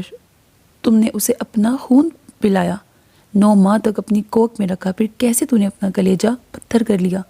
ظلم تو مجھ سے ہوا ہے ممی، میں نے اسے اپنے خون سے سینچا اور کفر مت بکو سمرین، اللہ کے غضب سے ڈرو۔ میں نے ایسا کچھ نہیں کیا ممی، پلیز ٹھیک ہو جائے گا احسن ہمیشہ مجھ سے خفا اور ناراض نہیں رہ سکتا، ابھی شوق میں ہے، اسے بچوں کا بہت شوق تھا، ہم نے اس بچے کے لیے بہت خواب دیکھے تھے، ہم بہت جلد ایک اور بچہ، یہ سب بعد کی باتیں ہیں، کاش وہ مل ہی جاتا تو احسن تمہاری غلطی معاف کر دیتا، لیکن اب انہوں نے تعصب سے اسے دیکھا۔ وہ کچھ بھی یقین سے نہیں کہہ سکتی تھی کہ آنے والے دنوں میں احسن کا رویہ کیا ہوگا۔ اس نے پاگلوں کی طرح اسے ڈھونڈا تھا، کالونی کے اندر جانے والے ہر راستے سے اندر جا کر اس گھر کا دروازہ کھٹکھٹایا تھا جس کے ڈرائنگ روم کے باہر نیم دائرے کی شکل کے برآمدے تھے، لیکن کسی نے اسے نہیں دیکھا تھا۔ اگر کسی جانور نے اسے نقصان پہنچایا ہوتا تو اس کی باسکٹ اور کیری کارڈ تو کسی نے دیکھی ہوتی، اس کی باقیات ہوتی، مردہ یا زندہ جیسا بھی ہوتا، کالونی میں شور مچا ہوتا۔ اس نے روڈ پر جھاڑو دینے والوں اور کوڑا اٹھانے والوں سے بھی پوچھا تھا، کچھ لوگ حیران ہوئے تھے، کچھ عجیب اور مشکوک نظروں سے اسے دیکھتے تھے، اور اسے کسی کی پرواہ نہیں تھی۔ بس ایک بار وہ مل جاتا تو پھر وہ سمرین کو اس کی شکل تک نہ دکھاتا، لیکن وہ کہیں نہیں ملا۔ اس طوفانی رات میں وہ کہاں گیا تھا؟ زمین نگل گئی تھی، آسمان۔ پچھلے 10 دنوں سے احسن کا حال برا تھا، وہ اسپتال بھی نہیں جا رہا تھا، سارا دن گاڑی لے کر کالونی اور اس کے ارد گرد کے علاقوں میں گھومتا رہتا تھا۔ وہ یتیم خانہ، فقیروں میں، خانہ بدوش میں، ہر جگہ دیکھا تھا۔ پولیس میں بھی رپورٹ لکھوائی تھی کہ کوئی اس کا بچہ اٹھا کر لے گیا ہے، لیکن اس کا کہیں نام و نشان نہ تھا۔ ممی پلیز آپ بات کریں نا احسن سے، اس نے پھر ان کے بازو پہ ہاتھ رکھتے ہوئے اپنی بات دہرائی، لیکن سچ تو یہ ہے کہ انہیں احسن کا سامنا کرنے کی ہمت ہی نہیں تھی۔ کل رات احسن بچے کے سلسلے میں اپنے تلاش کے متعلق بتاتے ہوئے جس طرح بلک پڑا تھا، اور وہ اس کے سامنے مجرم سی بنی بیٹھی رہ گئی تھی۔ احسن کے ساتھ یہ سب سمرین نے، ان کی بیٹی نے کیا تھا۔ وہ اتنی شرمندہ تھیں کہ سمرین کے اصرار کے باوجود انہوں نے واپس جانے کا ارادہ کر لیا تھا۔ مجھ سے اماں کی باتیں برداشت نہیں ہوتی ممی، آنسو اس کے رخساروں پر پھسل رہے تھے۔ احسن کی اماں 2 دن پہلے ہی لاہور سے آئی تھیں، اپنی پلستر شدہ ٹانگ کی پرواہ کیے بغیر۔ ان سے احسن کا دکھ برداشت نہیں ہوا تھا۔ ابھی تو ٹھیک طرح سے انہوں نے اس کی خوشی بھی نہیں منائی تھی کہ احسن نے انہیں اندر تک دہلا دیا تھا، اور پھر وہ صبر نہیں کر سکی تھی۔ انہوں نے سمرین سے کچھ زیادہ نہیں کہا تھا، بس چند لفظ، مائیں تو اپنے جگرے ساڑ لیتی ہیں اولاد کے لیے، اپنی زندگی لٹا دیتی ہیں، تو کیسی ماں ہے؟ لیکن ان کی نظریں اسے اندر تک کاٹ دیتی تھیں۔ انہوں نے کچھ غلط تو نہیں کہا سمرین، ممی نے آہستگی سے کہا، وہ احسن کی ماں ہے اور یہ بچہ ان کی نسل کا امین تھا، ان کا وارث تھا، تو کیا ہوا؟ وہ میرا بچہ تھا، میں نے اسے پیدا کیا تھا، میں نے تکلیف سہی تھی۔ ان کی آہستہ سے کہی جانے والی بات پر وہ ایک دم غصے سے چیخ پڑی تھی، اور میں نے اپنے بچے کے ساتھ جو کیا اس کے لیے میں کسی کو جواب دہ نہیں ہوں، لیکن مجھے جواب دہ ہو تم۔ احسن کمرے سے اپنی آستینوں کے بٹن بند کرتا ہوا باہر آیا۔ اس کی نظریں سمرین پر تھیں۔ وہ تنہا تمہارا بیٹا نہیں تھا، وہ میرا بھی بیٹا تھا۔ تم اس کے متعلق اتنا ظالمانہ رویہ خود سے کیسے کر سکتی تھی؟ بتاؤ مجھے، کیوں کیا تم نے ایسا؟ ان 10 دنوں میں احسن نے اس کی طرف دیکھا تک نہ تھا۔ اس روز کے بعد وہ ہر روز اکیلا ہی اسے تلاشتا پھرا تھا، اور اب سمرین کے سامنے کھڑا اس سے پوچھ رہا تھا۔ سمرین کی پلکیں جھک گئیں اور آنکھوں سے آنسو بہہ نکلے۔ وہ احسن کی یہ نظریں برداشت نہیں کر سکتی تھی، اتنی اجنبی، اتنی غیر۔ خدا کے لیے ممی سے ساتھ لے جائیں۔ وہ ممی کی طرف مڑا تھا۔ میں اسے دیکھتا ہوں تو میرا خون کھولنے لگتا ہے، کہیں غصے میں مجھ سے کچھ غلط نہ ہو جائے۔ میں بھی سوچ رہی تھی کہ کچھ دنوں کے لیے اسے ساتھ ہی لے جاؤں، اس کی طبیعت بھی ابھی ٹھیک نہیں ہے، اور وہاں اس کے پاپا اکیلے ہیں۔ اور احسن سر ہلا کے واپس کمرے میں چلا گیا تھا۔ جانے سے پہلے اس نے احسن سے معافی مانگی تھی، پلیز احسن مجھے معاف کر دو، مجھ سے غلطی ہو گئی ہے۔ لیکن احسن نے اس کی طرف دیکھا تک نہیں تھا، اور وہ سبین اور ممی کے ساتھ لاہور آ گئی، اس یقین کے ساتھ کہ ایک روز احسن اسے معاف کر دے گا۔ لیکن اس کا یہ یقین اس روز ٹوٹ کر کرچی کرچی ہو گیا تھا جب سبین نے اسے بتایا کہ اس نے آج احسن کو اپنے گھر سے نکلتے دیکھا ہے۔ بلکہ چوکیدار نے بتایا کہ وہ تو کئی دنوں سے آیا ہوا ہے۔ اسے لاہور آئے 1 ماہ سے زیادہ ہو گیا تھا، لیکن اس 1 ماہ میں احسن نے اسے ایک بار بھی فون نہیں کیا تھا۔ خود اس نے کئی بار فون کیا لیکن احسن نے اٹینڈ نہیں کیا، اور اب وہ یہاں آیا ہوا تھا، ایک سڑک کراس کر کے بالکل سامنے، اور ملنے نہیں آیا تھا۔ اور وہ سبین کے منع کرنے کے باوجود احسن سے ملنے اس کے گھر جا پہنچی تھی۔ تم میرا فون اٹینڈ نہیں کرتے، اتنے دن سے یہاں آئے ہوئے ہو اور مجھے ملنے تک نہیں آئے۔ اتنا بڑا جرم تو نہیں تھا میرا کہ تم نے ساری محبتیں بلا دی۔ تم کہتی ہو وہ بڑا جرم نہیں تھا؟ قتل سے بڑا جرم اور کیا ہو سکتا ہے؟ میں نے اسے قتل نہیں کیا احسن۔ سمرین بیگم، میں اپنے بچے کا قتل تمہیں معاف نہیں کر سکتا۔ میں نے اس 1 ماہ میں بہت سوچا ہے، لیکن میں تمہارے ساتھ مزید زندگی نہیں گزار سکتا۔ تم جیسی عورت کے ساتھ مزید ایک لمحہ بھی نہیں۔ مجھے تمہاری طرف آنا تھا یہ سب بتانے، لیکن میں مصروف تھا۔ ہم اپنا گھر فروخت کر کے یہاں سے جا رہے ہیں۔ نہیں پلیز احسن، ایسا مت کرو، میں تمہارے بغیر نہیں رہ سکوں گی۔ میں بہت محبت کرتی ہوں تم سے۔ تم اگر اپنے بچے کے بغیر رہ سکتی ہو تو اپنی محبت کے بغیر بھی رہ سکتی ہو۔ تمہارے ہونٹوں سے نکلے یہ لفظ مجھے منافق لگ رہے ہیں۔ تمہاری محبت بھی جھوٹ تھی شاید۔ چلو میں نے تسلیم کیا اپنا جرم۔ ہاں میں تمہاری مجرم ہوں، تمہاری اور اپنے بچے کی مجرم ہوں۔ میری محبت جھوٹ تھی، تمہاری محبت تو جھوٹ نہیں تھی۔ اور کہتے ہیں محبت کرنے والوں کا دل بڑا ہوتا ہے، بہت بڑا ہوتا ہے، بہت فراخ، بہت کشادہ دل ہوتی ہے محبت۔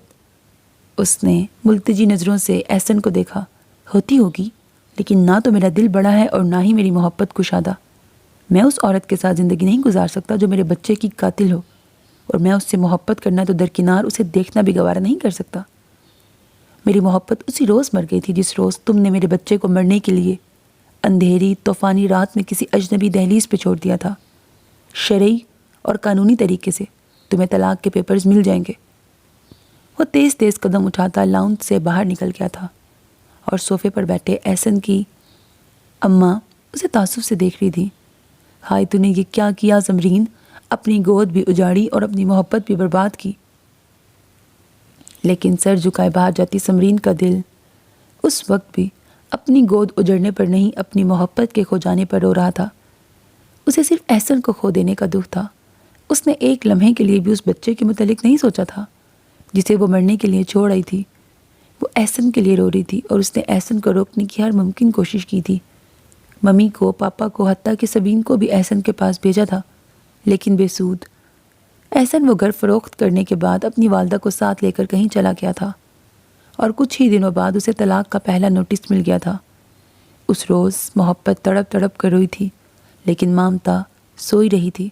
ممی، میں احسن کے بغیر نہیں رہ سکتی۔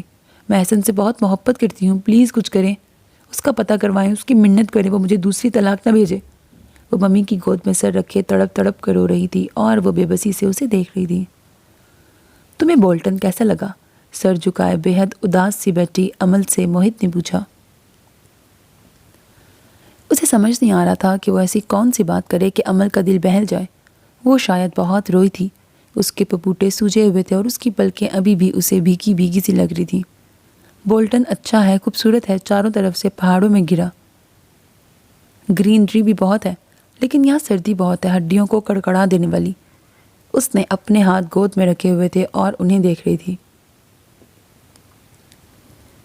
ہاں، یہاں انگلینڈ کے باقی علاقوں کی نسبت زیادہ سردی پڑتی ہے۔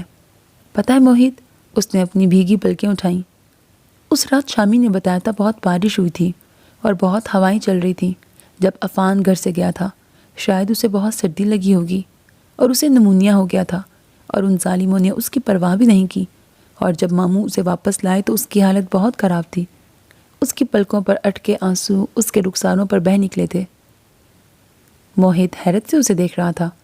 وہ اپنے اس کزن کی موت پر رو رہی تھی جو اب نارمل تھا، جسے دورے پڑتے تھے، اور شاید ایسے بچوں کی موت پر والدین اور خاندان والے دل میں اللہ کے شکر گزار ہوتے ہوں گے کہ اللہ نے انہیں اس آزمائش سے بچا لیا اور انہیں سرخرو کر دیا۔ فطری اور خونی محبت اپنی جگہ، لیکن اطمینان اور سکون کا احساس تو ہوتا ہوگا نا۔ اس نے ایک گہرا سانس لے کے عمل کی طرف دیکھا۔ وہ ہاتھوں کی پشت سے آنسو پوچھ رہی تھی۔ پتہ ہے، رات جب شامی کا فون آیا تو وہ بہت رو رہا تھا اور اس نے مجھے بتایا تھا مامی کی حالت ٹھیک نہیں ہے، انہوں نے بہت اثر لیا ہے۔ دراصل وہ ہسپتال سے گھر پہنچی ہی تھیں کہ عفان کا سانس اکھڑ گیا اور حشام بیچارہ اکیلا تھا وہاں۔ مامی کو یقین ہی نہیں آتا کہ اللہ انہیں صبر دے گا عمل۔ موہت نے اسے تسلی دی، اللہ کی مصلحت اسی میں ہوگی۔ آج سنڈے تھا اور سعد ابھی تک سو رہا تھا۔ اس کی آنکھ حسب معمول کھل گئی تھی۔ اس نے اپنے لیے کافی بنائی تھی اور جب وہ خالی کپ کچن میں رکھنے جا رہا تھا عمل کا فون آ گیا۔ سنو، میں گیٹ پہ کھڑی ہوں، دروازہ کھولو۔ اس نے ٹائم دیکھا، 9 بج رہے تھے۔ ضرور اس نے ناشتے پر کوئی اسپیشل چیز بنائی ہوگی۔ سعد کے تو مزے ہو گئے۔ وہ مسکراتا ہوا باہر آیا تھا لیکن اسے دیکھ کر پریشان ہو گیا۔ کیا ہوا عمل؟ وہ عفان مر گیا۔ وہ رونے لگی تھی۔ پاپا صبح صبح مانچسٹر چلے گئے کسی کام سے۔ میرا دل بہت گھبرا رہا تھا، میں تمہاری طرف آ گئی۔ میں نے تمہیں ڈسٹرب کر دیا نا، لیکن میں کیا کرتی، پاپا بھی چلے گئے اور مجھے شامی اور مامی کا خیال آ رہا تھا۔ اس نے اپنے بہتے آنسو پوچھے تھے۔ اوکے ٹھیک ہے، اچھا کیا تم ادھر آ گئی، میں بالکل بھی ڈسٹرب نہیں ہوا۔ موہت نے اسے لاؤنج میں بٹھایا تھا اور اس نے عفان کی موت کی ساری تفصیل بتائی تھی اور اب وہ اس کے سامنے بیٹھی وقفے سے پلکوں تک آنے والے آنسو صاف کر رہی تھی۔ پلیز عمل، بہت رو لیا، اب مت رو، اللہ کی مرضی کے سامنے آدمی بے بس ہوتا ہے۔ اس نے سر ہلایا تھا۔ تم نے ناشتہ بھی نہیں کیا ہوگا ہے نا؟ تو تم بیٹھو، پہلے میں تمہارے لیے اچھی سی کافی بناتا ہوں اور پھر آج میرے ہاتھ کا ناشتہ کرو۔ تمہارے ہاتھ کا ناشتہ تو کئی بار کیا ہے۔ وہ مسکراتا ہوا کچن میں چلا گیا تو چہرے کو دونوں ہاتھوں سے اچھی طرح پونچھتے ہوئے اس نے پوچھا، اس نے سوچا یہ موہت عثمان جو پہلی ملاقات میں بہت ریزرو اور کچھ مغرور سا لگا تھا، آج کتنا لونگ اور کیئرنگ لگ رہا ہے، بالکل شامی کی طرح۔ وہ سوچ رہی تھی جب موہت ناشتہ بنا کر لے آیا۔ اس نے لاؤنج میں موجود گول ڈائننگ ٹیبل پہ ناشتہ لگایا۔ آ جاؤ عمل۔ اس نے بڑے مصروف انداز میں عمل کی طرف دیکھا۔ عمل بڑی دلچسپی سے اسے ٹیبل پر ناشتہ لگاتے دیکھ رہی تھی۔ اس نے آملیٹ اور فرائی انڈا دونوں ہی بنا لیے تھے۔ سلائس، مکھن، جیم، اس نے ساری چیزیں ترتیب سے ٹیبل پہ رکھی۔ عمل تم شروع کرو، میں آیا۔ وہ پھر کچن میں چلا گیا تھا۔ کچھ ہی دیر بعد وہ ایک باؤل میں قیمہ اور شملہ مرچ گرم کر کے لے آیا تھا۔ یہ رات سعد نے پکایا تھا۔ آملیٹ تو تم نے زبردست بنایا ہے موہت۔ اس نے ایک لقمہ لیا۔ میری مما کبھی کبھار ایسے ہی ٹماٹر، شملہ مرچ اور پیاز ڈال کر آملیٹ بناتی تھی۔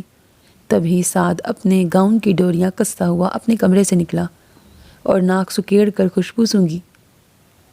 لگتا ہے ہماری سسٹر بہت زبردست ناشتہ بنا کے لائی ہیں۔ سسٹر نے نہیں جناب، میں نے ناشتہ بنایا ہے۔ موہت نے مڑ کر اس کی طرف دیکھا۔ اب اٹھ گئے ہو تو تم بھی آ جاؤ منہ ہاتھ دھو کے۔ کتنی دیر سے پراٹھوں اور آملیٹ کی خوشبو آ رہی تھی، میں سمجھ رہا تھا خواب دیکھ رہا ہوں۔ پراٹھے تو نہیں، البتہ آملیٹ ہے، عمل نے جواب دیا تھا۔ ٹھنڈا ہونے سے پہلے آ جاؤ۔ تم کبھی کسی ویکینڈ پر سینسبری یا ایلڈی وغیرہ گئی ہو؟ نہیں، اس نے نفی میں سر ہلایا۔ بہت رونق ہوتی ہے، تقریباً تمام سٹورز کے اوپن ایریا میں ہر ویکینڈ پر سوشل ایکٹیویٹیز ہوتی ہیں، مثلاً بچوں کے لیے مختلف گیمز، رسہ کشی، ویٹ لفٹنگ وغیرہ۔ مختلف سٹال لگے ہوتے ہیں۔ کیا خیال ہے آج کہیں چلیں؟ اس نے عمل کی طرف دیکھا۔ عمل نے اثبات میں سر ہلا دیا۔ آج ٹاؤن ہال چلیں گے، تم تیار ہو کر آ جاؤ۔ اس نے فوراً پروگرام بنا لیا اور وہ اس کا دل بہلانا چاہتا تھا۔ حالانکہ آج سعد کے ساتھ اسے لائبریری جانا تھا، لیکن اس نے اپنا پروگرام کینسل کر دیا۔ وہ نہیں جانتا تھا کہ کیوں، لیکن وہ اسے اداس نہیں دیکھ سکتا تھا۔ وہ ہنستی ہوئی ادھر ادھر کی باتیں کرتی ہوئی ہی اچھی لگتی تھی۔ اوکے چلتے ہیں۔ کافی پی کر وہ کھڑی ہو گئی۔ میں تیار ہو کے آتی ہوں۔ اور اس کے جانے کے بعد آنکھیں چمکاتے ہوئے سعد نے سر ہلایا۔